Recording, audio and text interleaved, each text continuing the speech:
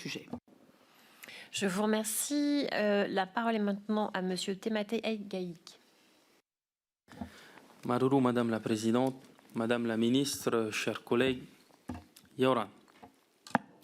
D'abord, Maruru Maitei, Madame la Ministre, d'avoir accepté de venir cet après-midi, ce matin, pour parler de ce sujet important pour le peuple maori.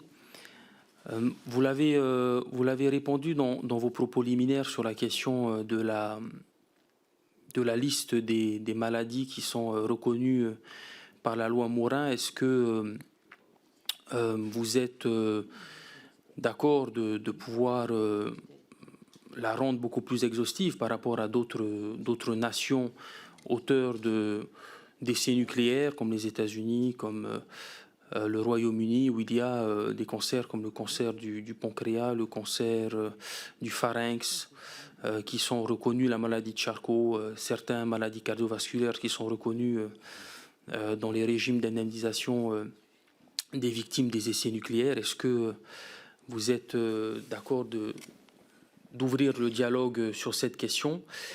Et il y a une autre problématique qui est moins connue. Je vais prendre l'exemple de Toureia. Il y a quelques mois, j'ai rencontré la maire de Toureia qui m'expliquait qu'il y avait des médecins. À vous de me dire, elle me dit que ce sont des médecins militaires qui sont envoyés sur son île, sur l'île de Toureia, qui est l'île la plus exposée de Mururoa, où il y a une centaine d'habitants. Ce médecin se déplace chaque année pour aller voir des patients. Et en fait, ils sont suivis uniquement par ce médecin militaire. Lorsqu'ils vont à l'hôpital de Tahiti, ils n'ont pas les informations de ces patients parce qu'ils sont suivis par le médecin militaire. Et lorsque le médecin militaire se déplace sur place, il ne voit personne d'autre que ces patients-là. Alors qu'on sait que l'île, on ne peut y aller qu'une fois par mois en avion. Et donc la maire se pose des questions sur pourquoi ces patients-là et pas d'autres, et pourquoi est-ce qu'on ne peut pas accéder avec un médecin généraliste aux données du patient. Je vous remercie. Madame la Ministre, vous avez la parole. Merci Madame la Présidente. Alors Monsieur le député, d'abord merci pour vos remerciements, mais en tant que membre du gouvernement, je suis à la disposition de l'Assemblée. Il est donc tout à fait normal que je sois là ce matin à vos côtés.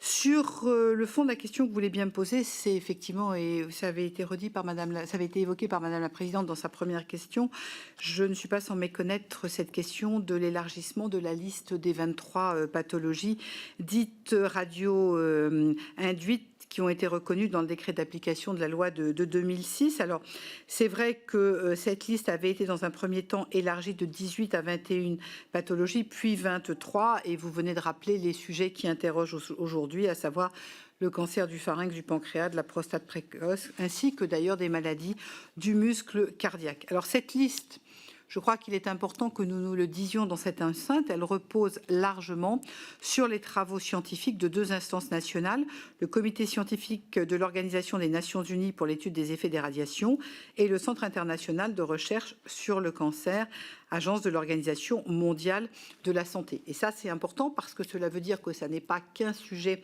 franco-français, mais il y a bien une référence au niveau national, ce qui là aussi est un élément important dans la confiance qui doit exister dans la réflexion que nous menons.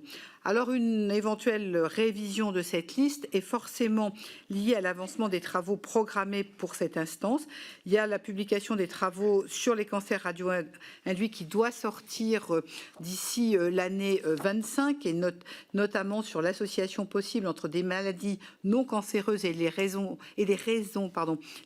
ionisants à faible dose, incluant de potentiels effets. Moi, pour être très clair avec vous, je voudrais les conclusions pour regarder comment on peut faire une ouverture. Ça, c'est la première réponse. La deuxième, sur ces personnes qui seraient suivies par des médecins militaires, je n'ai pas la réponse. En revanche, je pense que c'est typiquement un sujet que nous pourrons évoquer en interrogeant le haut commissaire lorsque nous réunirons la commission avant la fin du premier trimestre 24.